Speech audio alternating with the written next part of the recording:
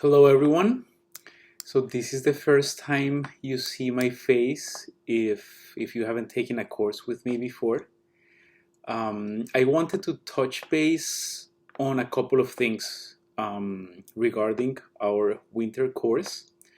So the first thing is that the first week, which was last week, can be a little confusing given the nature of the asynchronous dynamic here, but it all played out perfectly. I have received, for the most part, all of your weekly assignments for last week. I also read your comments on the discussion forum, and for the most part, they were all engaging. It was very nice to get to know you a little more through your comments. I see that most of you responded also to a peer, and this is important, right? So besides answering the prompt question that I suggest on a weekly basis, you have to also read your peers' comments and comment on them, answer, critique, comment, etc. It's important so that we have some sort of engagement in the course and collective, as it were, learning. So first week it was perfect, in spite of, as I said before, the asynchronous nature of our course. So in terms of content, we delve ourselves into the question: what is culture and what is anthropology? Um, this is the center. This is the central question, rather, of our course, right?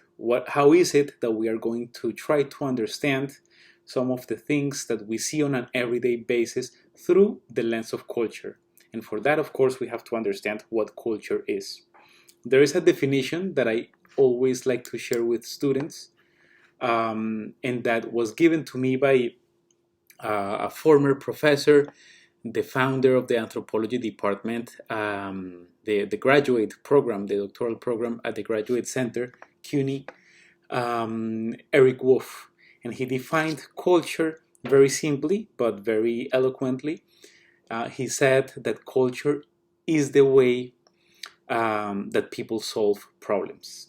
Very, very concrete, but tells us a lot, right? So each society, each group of people around the world, of course, is encountered with everyday problems, from coexistence, from how to make ends meet, how to defend themselves from severe weathers, right? From very hot weathers to very cold weather, as we are experiencing these days here in New York City, right? And then they customize their way around those temperatures. So fashion then it's a product, as it were, of meeting or addressing some problems. The problem of weather, for example, jackets, hats, specific pants, etc.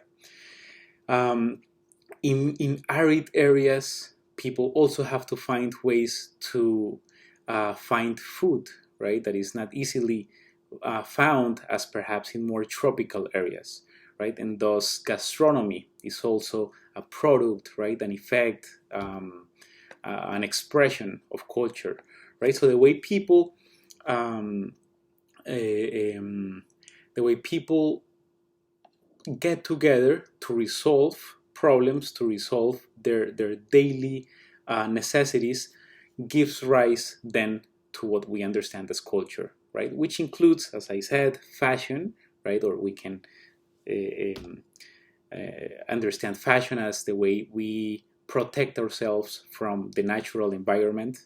Gastronomy, right? How we eat, um, and so forth. Language is another part of culture that is very important and is very much connected with the environment. And this is this week's topic, right? So, on the one hand, we are going to see what ethnography is, and on the other, we will try to comprehend how is it that anthropologists understand human language, which is again, another expression of culture. So ethnography is pretty much what anthropologists do, right? We go to a specific society and a specific group of people, live within this place, these people, and try to comprehend the way they live, right? The way they resolve problems, as it were, using Eric Wolf's definition of culture, to try to then translate the dynamics within such society to the rest of the world. The way people organize politically, the way, again, people dress, the way they understand beauty, right, aesthetics, and of course, central to this is language. So this week we are going to concentrate on that. I suggest a question to keep in mind, which actually would be prompt on our discussion forum, that has to do with reality. What is the relationship between language and reality? Right? There are some linguists that make the claim that all there is language, that there is nothing outside of language. There are others that make the claim that there are things outside of language that could be understood, that are experienced through intuition and things of this sort. So we are going to enter this debate in the chapter that speaks about language in our textbook. Right, so that's the content matter for this week. Again, thanks for sending your weekly assignments last week. I expect the same this week. Remember that they are due on every Sunday by midnight via email. So you'll send that to my email. And the fact that we do not meet for class in this semester does not mean that we cannot engage in conversation. So if you, for example, have a question regarding the text, if you have a question regarding anything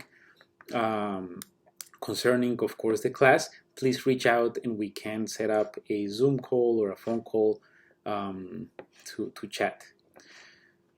Looking forward then to your answers, to your discussion entries, and we'll meet again at some point.